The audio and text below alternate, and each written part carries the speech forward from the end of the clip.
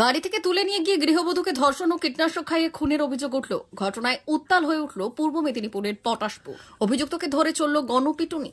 স্বামীর অনুপস্থিতিতে সুযোগে গৃহবধূকে বাড়ি থেকে তুলে নিয়ে গিয়ে ধর্ষণ এবং জোর করে কীটনাশক খাইয়ে খুনের অভিযোগ উঠল প্রতিবেশী যুবকের বিরুদ্ধে। এই প্রথম নয়, এর আগেও অভিযুক্তের বিরুদ্ধে এমন একাধিক অভিযোগ আছে।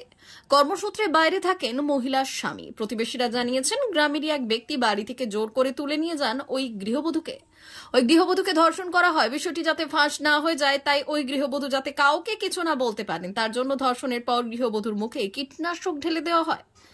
স্থানীয়রা জানিয়েছেন, আশঙ্কাজনক অবস্থায় ওই গৃহবধূকে উদ্ধার করেন গ্রামবাসীরা। তমলুকের একটি বেসরকারি নার্সিংহোমে ভর্তি করা হয় তাকে।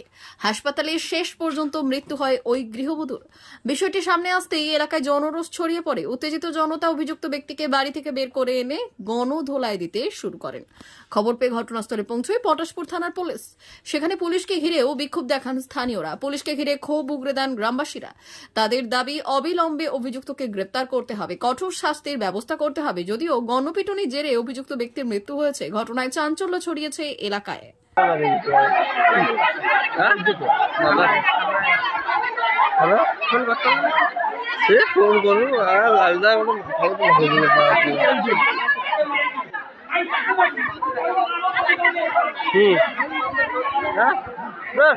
দেখি তো তুমি দেখো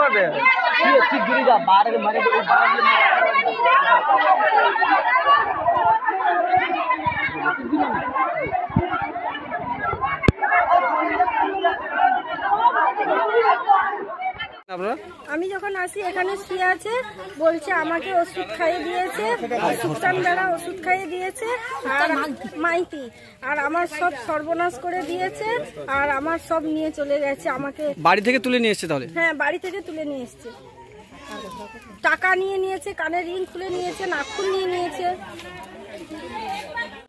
আমার যে শাশুড়ি মা, যিনি মারা গেছেন এই মুহূর্তে, ওনার সঙ্গে শারীরিক অত্যাচার হয়েছে প্রথম কথা। দ্বিতীয় কথা হচ্ছে, ওদের বাড়ির কাছে একজন মহিলা প্লাস একজন মানুষ, একটা লোক, দুজন, ওদের সঙ্গে দীর্ঘ কতদিন ধরে আছে সেটা জানি না, রেপ কেসে জড়িত। ওদের মধ্যে পরকীয়া সম্পর্কটা আছে বহুদিন ধরে। এবার সেটা একদিন এই রিসেন্ট আমার শাশুড়ি মা মাঠে কাজ করতে যায়। কাজ করতে যাওয়ার পর যখন দেখে ওই বাড়িটা, ওই মাঠ থেকে দেখা যায় ওই লোকটা আর ওই মহিলাটা দুজনে বেরিয়ে এসছে বাড়ি থেকে। এবার আমার শাশুড়িকে দেখেছে ওই লোকটা, আমার শাশুড়িও দেখেছে, একটু দূরত্ব তো, ধরো 2-3 বিঘা দূরত্ব। তো এবার শাশুড়িকে ওরা একদিন পরে এসে বলছে যে তুই যে ওখানে ওই দিন দেখেছিস, কি দেখেছিস? না, আমি তো কিছু দেখিনি, তোরা ওদের বাড়ি থেকে বেরিয়েছিস এই দেখেছি, আর তো কিছু না। না, তুই যদি কাউকে বলবি তাহলে কিন্তু তোর অবস্থা খারাপ হয়ে যাবে, তোকে কিন্তু আর এই পৃথিবীর মুখ দেখতে হবে না। বলছে আমি যদি কাউকে বলি তখন বলবি, এইরকম করে একবার সাজিয়েছে। তারপরে এই রিসেন্ট বুধবার, সামনের বুধবার বাজারে গিয়েছিল, বাজার থেকে আসার পথে বলছে তোর দিন ঘনিয়ে এসছে, তোকে আর কেউ রক্ষা করতে পারবে না। বলছে কেনি বল, আমি কি কাউকে কিছু বলছি? বাস, এবারে এই পর্যন্ত কাউকে কিছু বলেও নি আমার শাশুড়ি। গতকালকে শনিবার ভোর 3টের সময় আমার শাশুড়ির বাড়িতে এসে ওই লোক আর ওই মহিলা, আরও ওর সঙ্গে নিশ্চয়ই আরও কেউ ছিল, 3 জন না হলে এতটা করে ওরা করতে পারবে না। আমার শাশুড়িকে প্রথম বাইরে এসেছিলো, মনে হয় টয়লেট করতে এসেছিলো, ওই অবস্থাতেই ধরে গলার মধ্যে হাত চাপা দিয়ে ধরে মুখের মধ্যে একটা কিছু দিয়েছে। আচ্ছা, মুখের মধ্যে দেওয়ার পরে পেটের মধ্যে ঘুষি মেরেছে, যে মহিলাটা। এই লোকটা কিন্তু এরকম ধরে রেখেছে, ধরে ওষুধটা দিয়েছে ওই লোকটা, আর মহিলাটা কিন্তু পেটের মধ্যে মেরেছে, আর একটা লাঠি নিয়ে মাথাতেও মেরেছে মনে হয়। তো তারপরে মেয়ে আমার শাশুড়ি কিন্তু কথা বলতে পারেনি। এই যে মুখে যেটা দিয়েছে ওটা মনে হয় খুব জ্বালাফালা হচ্ছিল, সেই কারণে মা ছুটে গিয়ে কলতলায় চলে গেছে। কলতলায় গিয়ে জল খাচ্ছে আর চিল্লাচ্ছে যে আমাকে বাঁচাও বাঁচাও, ওই লোকটা আমাকে এসে আমার মুখের মধ্যে কি দিয়েছে এবং আমাকে মেরেছে। এই পর্যন্ত স্যার। তারপরে তখন বাজে কটা, 3:30-4টা বেজে গেছে। তারপরে ভোর, শনিবার ভোর, ওটা 4টার সময় এই ঘটনা হয়। তারপরে ওইখানে হাতুড়ি ডাক্তার নিয়ে এসে একটা স্যালাইন মতন দেওয়া হয়েছিল, স্যালাইন দিয়ে তখন বাজে 7:30, দিয়ে মারুতি করে নিয়ে আসা হয় মুখবেড়িয়া হসপিটালে। মুখবেড়িয়া থেকে রেফার করে দিয়েছে তমলুকে। কালকে 10:30টার সময় ওখানে ভর্তি করেছি। ভর্তি করানোর পরে ডাক্তার যা যা রিপোর্ট করার কথা ও করতে বলেছিল সবই করিয়েছি। ডাক্তার বলছে যে একটু ডেঞ্জার কেস আছে, কী খাইয়েছে ওটাও এখন ডাক্তার ধরতেই পারছে না। আলট্রাসোনোগ্রাফি করার কথা বলছিল, ওটা তো করেনি। দিয়ে আমাকে বলছে যে ডাক্তারবাবু বলছে যে তোমার পেশেন্টের অবস্থা খারাপ, তুমি না হলে অন্য কোনো একটা জায়গায় নিয়ে ভালো চিকিৎসা করো। তারপরে আমি এই নার্সিংহোমে নিয়ে আসি। নার্সিংহোমে আজকে ভোরবেলা 4টার সময় গত হয়ে গেছে। আমি মুখে তো অবশ্যই কিছু ধর্ষণ করা হয়নি, মুখে কিছু দিয়েছে, প্লাস ওর হাতে শাঁকা ছিল, তারপর নাকে ছিল, কানে ছিল, খুলে নিয়েছে, প্লাস 75,000 টাকা ছিল লোনের টাকা দেওয়ার, সে টাকাটাও নিয়ে চলে গেছে। টাকাটা বাড়িতেই ছিল, ওই টাকাটাও নিয়ে চলে গেছে। হ্যাঁ, আমার শালা থাকতো। হ্যাঁ, অ্যাকচুয়ালি শাশুড়ি একাই থাকতো বাড়িতে। শালা আজকে প্রায় 10-12 দিন বাড়িতে এসে বাইরে কাজে চলে গেছিলো। ওই থাকাকালীন হয়েছে, কিন্তু আমার শালা কিছু জানতেই পারেনি। আমার নাম শিবপ্রসাদ সিট।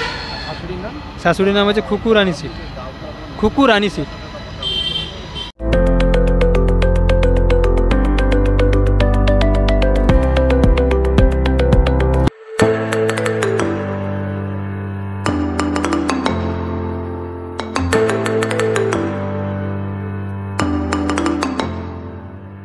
জিও বিপি নিয়ে এলো দারুণ সুখবর। কম দামে ডিজেল ও পেট্রোল ভরুন আর সাধারণ ডিজেল ও পেট্রোলের থেকে অতিরিক্ত মাইলেজ পান।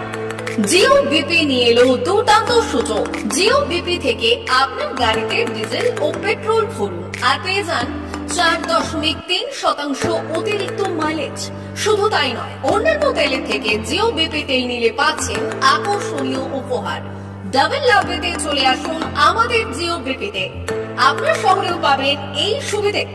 আমাদের ঠিকানা Belda fuel service station, dealer Reliance BP mobility limited, Jadabchak, Belda, পশ্চিম মেদিনীপুর। গাড়িতে ডিজেল ও পেট্রোল ভরুন, সঙ্গে সঙ্গে পেয়ে যান ডবল অফার।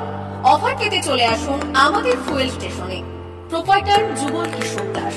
যোগাযোগ নম্বর 7585809968।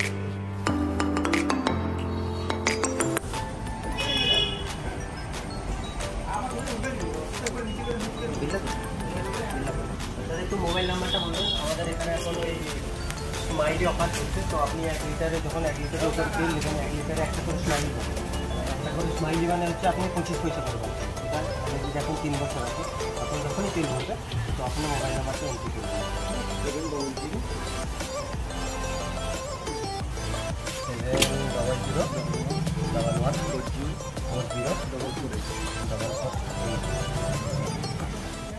আমাদের মোবাইল নাম্বার এন্ট্রি করা হবে, ওটা আপনার যে মোবাইল নাম্বারটা দিচ্ছেন ওতে আপনার টাকাগুলো সবাই স্মাইল জমা হবে।